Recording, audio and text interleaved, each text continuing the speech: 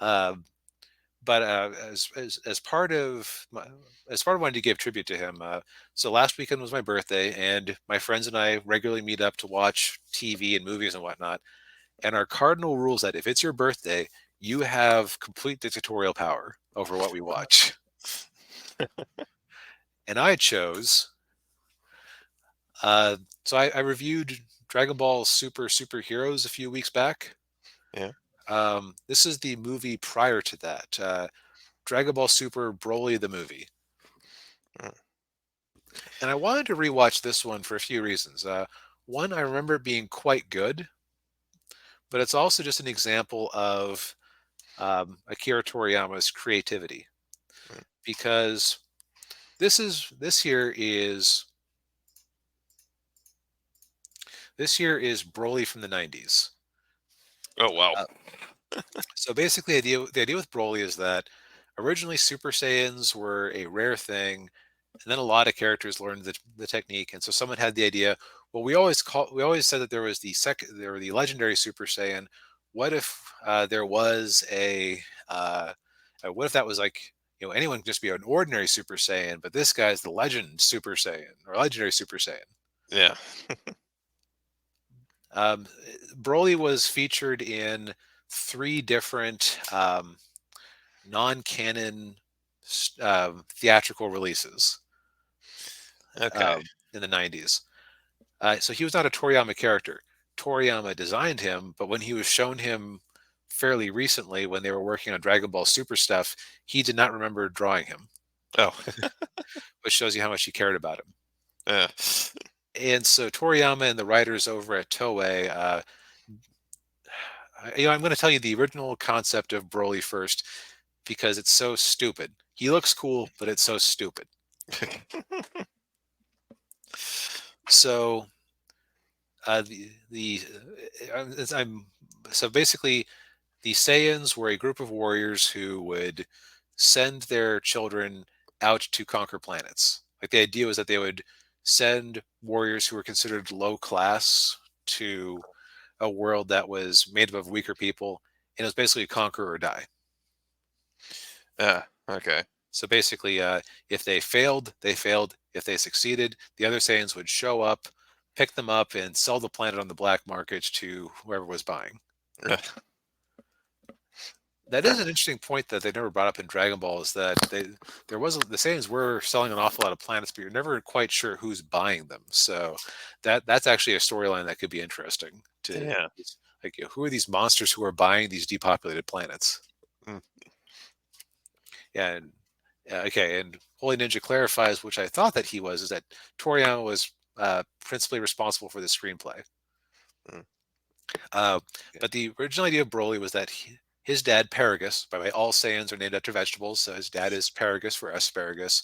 Yeah. Broly is Broly for broccoli. Okay.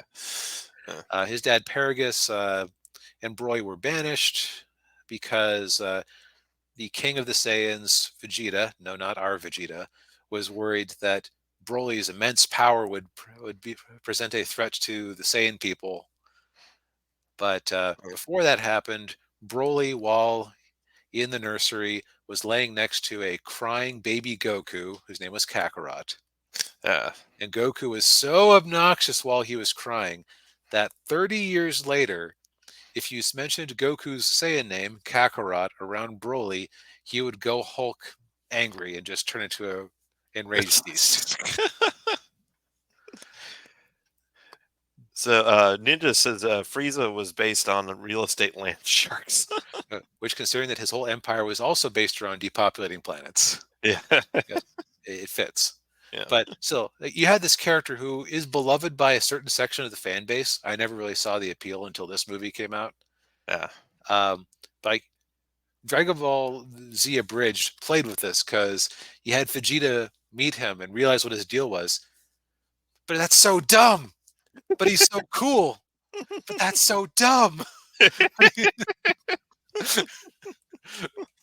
Yeah. Yeah. So Toriyama came back later.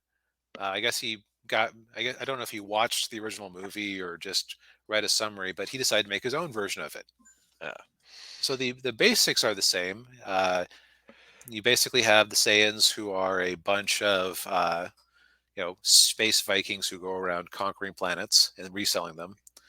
Um, and their king Vegeta is afraid of the power of this young baby boy Broly, and so he shoots him off to a random planet. In this edition, his father Paragus hijacks a spaceship along with an unwilling pilot and goes to this planet to try to recover him. However, the spaceship is damaged in their crash landing, and proving that while Paragus is loyal to his son, he's also kind of a bastard. He uh, he shoots and kills the pilot to try to save food. Ah, mm, Um, Now, in the background, and by the way, this was coincidentally a very happy accident for the people who weren't Dragon Ball people when I was watching this movie with my friends. They go into the backstory where you had the evil Emperor Frieza, who basically his father had conquered the Saiyans and forced them to work for him, mm, and yeah, in his planet selling business.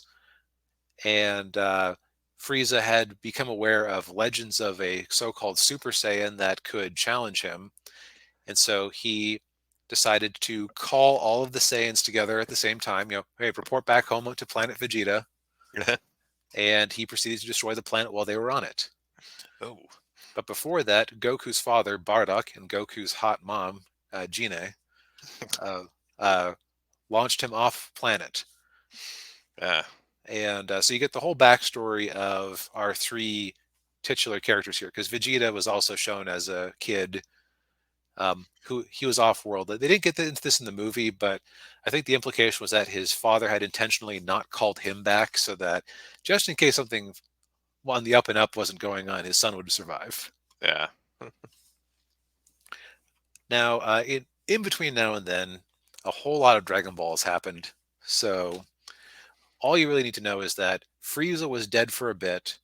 He got brought back to life in the previous movie, Resurrection F, as which is suitable title, yeah, and he's trying to rebuild his empire, which had fallen to crap without him around to lead it. ah, And as part of that, he's really lowered the recruitment standards, and so you have a hot green alien chick and an old man who have been assigned to go recruit strong fighters. yeah. And they stumble upon the planet where Broly and his dad have been for the last 40 odd years. Jeez. Are we getting a distress signal from that planet?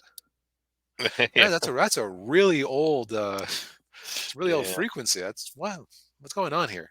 yeah, And so Frieza, realizing that there's a very powerful Saiyan in the form of Broly there to join his Frieza force, he leaves out conveniently the fact that he killed their race. yeah, I yeah. mean, and recruits them to go get his revenge on Goku and Vegeta for embarrassing him. Well, the first time around when he died, and for killing him in the last movie, or beating him in the last movie. Yeah.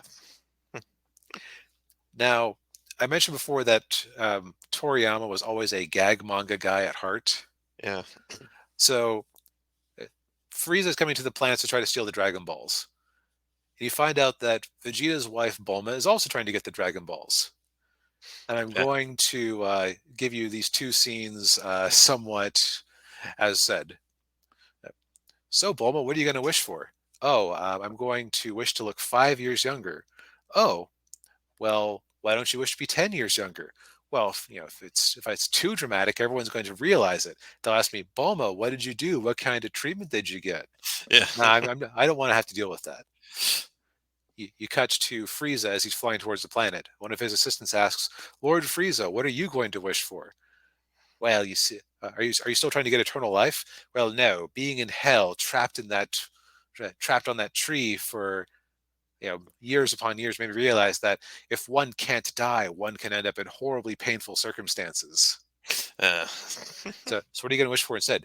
I'm going to wish to be taller, 5 centimeters. 5 centimeters? Wouldn't you rather wish for more? No, because if if I grow 5 centimeters, it'll look more natural. People think, oh, maybe his species is still he's with at his race, he's still growing at his age. So basically, they have the same, Yeah. the Same. same, uh, they have the same motivation. Yeah. And also, Broly bonds with the cute girl and old man who saved him, and you realize just what a bastard Paragus was to him. Uh, Like, so Broly here, you can see that he has this sort of thing around his waist. In this movie, it's now green and furry, uh, and it's the ear of a giant monster he befriended on the planet. Who, remember, he and his dad were the only sapient things on the planet. So he befriended this big green fuzzy monster who I think was trying to eat him the whole time, but Broly thought it was playing yeah. because he's insanely strong and fast. Yeah. Um, but his dad blew his friend Baw's ear off to scare him away, so that Yeah. Broly he wouldn't play with Broly anymore. So Broly turned his ear, like his giant ear, into a piece of clothing to remember him by. Ah. And so the old man and the cute girl realized that Broly was just really super abused by Mm, his dad, and like just what a messed up childhood he has. yeah. And so the point where Paragus keeps him control by hitting, yeah, he has a remote control shock collar that can subdue him. Yeah. So the cute girl, being a pickpocket and a thief, before she joined the Frieza Force, relieves him of that remote control and smashes it. Yeah. So that means that when they land and Broly starts to fight with our heroes, Mm, they have no way of reining him in. yeah. And you can describe the second half of the movie as a prolonged fight scene. Mm, Now, I complimented the fighting or the animation in Dragon Ball Super Superhero, yeah. but damn, compared to this 2D fighting animation, it's like it's like the Mona Lisa next to that painting of the dogs playing poker. Like Dragon Ball Z had kind of cheap animation in places. This movie is like what we imagined we were watching when we were kids. Ah. um, like just the fight sequences. Like this is some of the most amazing battle animation I've ever seen, and it's Goku and Vegeta have to work together to try to beat Broly. It's basically fan service for kids from the 90s because they introduce they basically make a lot of things from a lot of techniques and characters from the non-canon movies canon Ah. in a cool way. Mm, Um, Now, what I recommend to people who don't know Dragon Ball Z or Super, I would say that you might be slightly confused because, yeah. but thankfully this movie does give you the Frieza and Saiyan backstory, so you have some grounding. Okay. And Ninja says the beauty of the plot is that the stakes aren't about Goku and Vegeta, but about Broly. Yes, because you sympathize with Broly. He's actually a character, unlike before, and he just has this amazing power, and he's basically socially stunted and abused. So it's like you don't want Yeah. him to get killed by heroes, but what choice do you have when he's rampaging and in danger of destroying the whole planet with his anger? Yeah. Yeah. But yeah, you see it, you feel for him. So it's just it's a very interesting movie. I would say if one is even somewhat available of Dragon Ball, but you haven't seen it yet, go give it a shot. It's on Crunchyroll in the Dragon Ball movie section. Okay. Cool.